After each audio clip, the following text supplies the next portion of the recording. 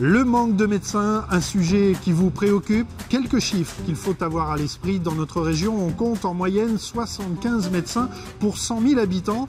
Rendez-vous compte, ça fait un médecin pour 750 personnes. Les zones rurales sont bien sûr concernées, mais également les zones périurbaines. La preuve, nous sommes aujourd'hui à Jargeau, près d'Orléans.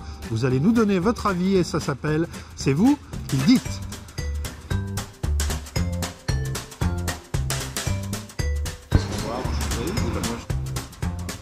C'est parti, ça tourne. Qu'est-ce qui a changé en 30 ans dans votre commune? En 30 ans, on a perdu 4 médecins. Il y avait 5 médecins il y a 30 ans pour 3000 habitants. Aujourd'hui, il n'en reste plus qu'un pour 4500 habitants. Qu'avez-vous tenté pour remédier à cette situation? On a réalisé avant l'été une vidéo pour montrer l'attractivité de la commune. Cette vidéo qu'on a publiée sur les réseaux sociaux, elle a été vue près de 100 000 fois. Depuis la vidéo, on a eu deux nouveaux contacts. Un contact récent avec un médecin d'origine camerounaise que j'ai eu au téléphone récemment. Et puis, tout récemment, là, un message électronique d'un médecin d'origine algérienne.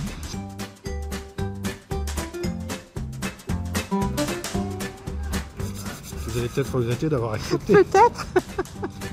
Alors attendez, du coup tout a disparu. Un seul médecin dans notre commune, vous en pensez quoi? C'est inadmissible d'avoir qu'un médecin à Jargeau pour toute la population. Trouver un médecin, c'est pas facile. Parce que moi je vois même pour mes parents qui sont âgés. Trouver un médecin, j'ai réussi à trouver un médecin que sur Châteauneuf-sur-Loire et il se déplace même pas. C'est inadmissible. Eh bien, je pense que c'est difficile parce que pour avoir un rendez-vous actuellement avec un seul médecin, il faut compter 3 semaines. J'ai eu une grosse angine il y a 2 ou 3 semaines, quelque chose dans le genre. Et mon médecin à Loury, j'ai pas pu l'avoir tout de suite. J'ai cherché entre Jargeau, Châteauneuf, tout ça, et ça a été un peu un problème. J'ai dû attendre quelques jours avant de pouvoir trouver un médecin, et voilà. J'habite Vannes-sur-Cosson. Mais là-bas, le problème est le même qu'à Jargeau, j'imagine. Oui, encore pire, puisqu'il n'y a aucun médecin. Le plus proche est à près de 10 km et très difficile de prendre rendez-vous. Autrefois, c'était déjà comme ça. Bah non, j'ai l'impression que non. J'ai grandi dans un petit village en Touraine, et pas forcément gâté, et pourtant il y avait aussi un certain nombre de médecins. Et voilà, ils ont trouvé le truc aujourd'hui avec une maison médicalisée.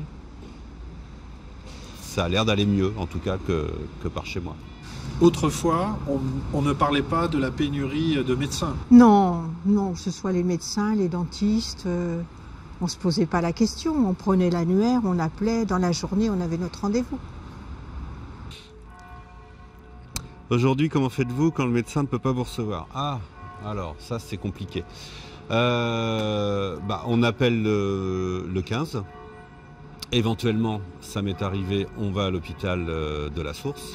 J'ai l'impression qu'appeler le 15, c'est déranger un peu inutilement. Autrefois, c'était réservé vraiment au cas d'urgence.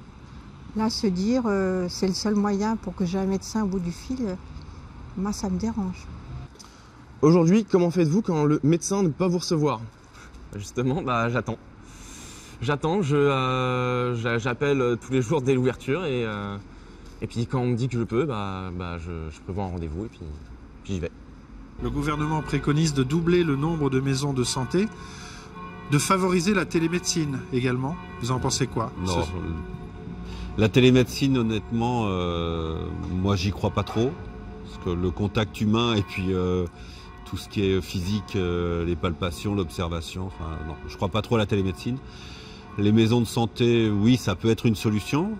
Mais je pense qu'il faut rendre nos territoires aussi plus attrayants. Augmenter le numerus clausus, donc le nom de médecin qui est diplômé chaque année. Je vois que ça.